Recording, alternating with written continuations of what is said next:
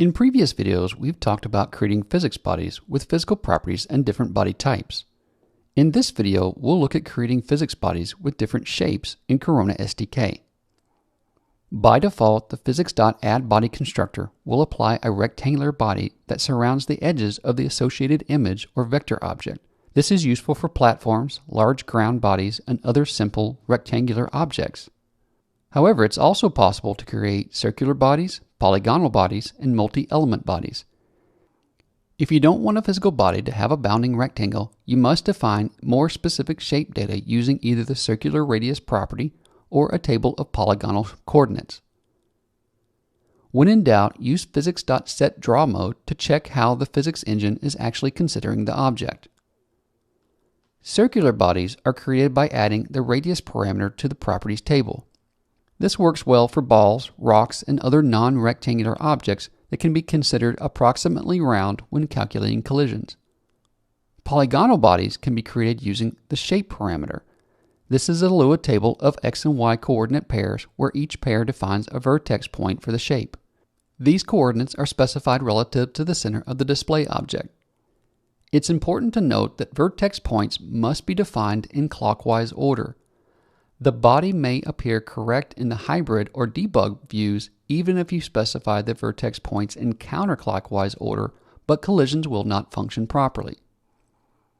Also, polygonal shapes must be entirely convex. You cannot create shapes with concave bends, for example a bowl or cup.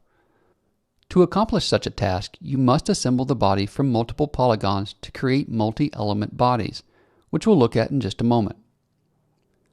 Polygonal shapes may have a maximum of 8 vertex points and thus a maximum of 8 sides.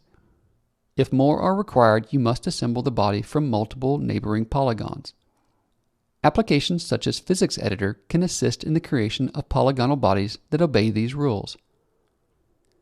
In this example, we're defining two polygonal shapes using their respective shape data. First, we add and position an image of a triangle. Since we want the image to be considered as a triangle shape and not a rectangle, we create a local variable called triangle shape and assign it a table of vertices. We then pass triangle shape into physics.addBody where we add a physics body to our triangle image.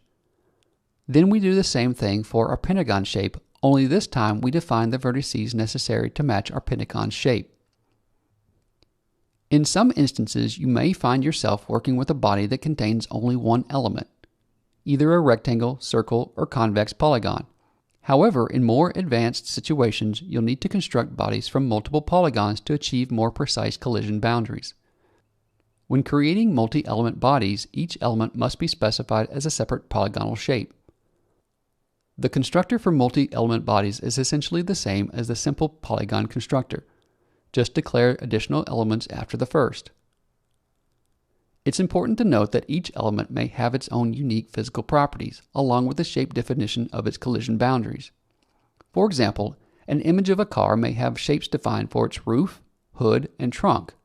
When adding these shapes to the physics.addBody function, we can also set physical properties like density, friction, and bounds for each body element. And that's a look at creating physics bodies for different shapes within Corona SDK. Learn more about working with Corona SDK at coronalabs.com/university.